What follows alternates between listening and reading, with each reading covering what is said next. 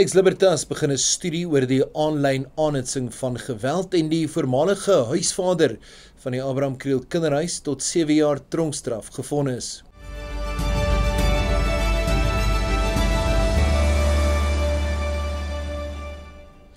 Dit is 16 September, goeiedag en baie welkom by die nuus op Pretoria FM, ek is James Kemp. Die Dinkskrim en Voorspraakgroep Lex Libertas het 'n studie begin oor die aanlyn aanhitsing van geweld en die verheerliking van moord.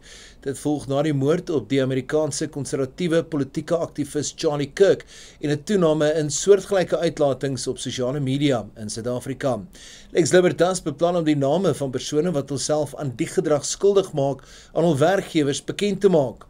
Volgens die uitvoerende direkteur van Lex Libertas, Dr. Ernst Roots, is die doel van die stap om verantwoordelikheid af te dwing en te verseker dat daar gevolge is vir die aanhitsing van geweld en haat.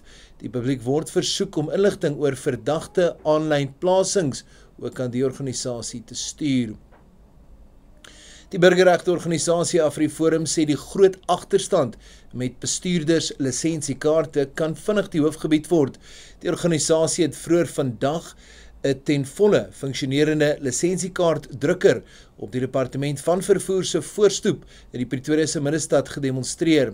Die proeflisensiekaarte wat AfriForum gedruk en tentoongestel het, is die van polyfenylkloried of dan PVC, waarvan dit vervaardig is, soortgelyk aan die bestaande ID-kaarte en die minister van vervoer Barbara Creecy se gesig pryk daarop.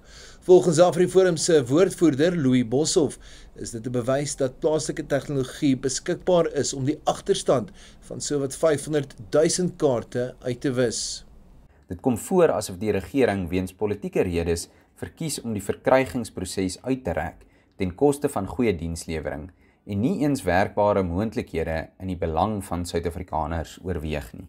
Die Suid-Afrikaanse burgerlugvaartowerheid het 'n voorlopige verslag oor die vliegtuigongeluk wat verlede maand die SAL-vlieënier Andrew Blackwood Murray se lewe geëis het bekend gemaak. Volgens die verslag het die ongeluk gebeur toe die vliegtuig laer as beplan gevlieg en in die see neergestort het. Blackwood Murray het glo probeer om die vliegtuig te stabiliseer. 'n Liggaam wat vermoedelik die van die 61-jarige vlieënier is, het verlede week op 'n Durbanse strand uitgespoel. Die selferkende seksoortreder en voormalige huisvader van die Abraham Kriel Kinderhuis is tot 7 jaar tronkstraf in die streekhof in Modimolle gevonnis. Dit volg nadat Fanie Pieterse se skuld beken het op klagtes van seksuele gereedmaking en die seksuele uitbuiting van 'n kind.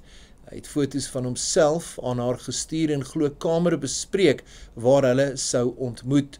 Op die eerste klagte is hy tot 7 jaar tronkstraf gevonnis en 5 jaar op die tweede klagte. Dit sal gelyklopend uitgedien word. Pieterse se naam word ook in die nasionale register van seksmisdadigers gemeld. Dan vanaand se nuus op Pretoria FM. Ek is James Kemp en ek hoop jy het 'n lieflike dag verder.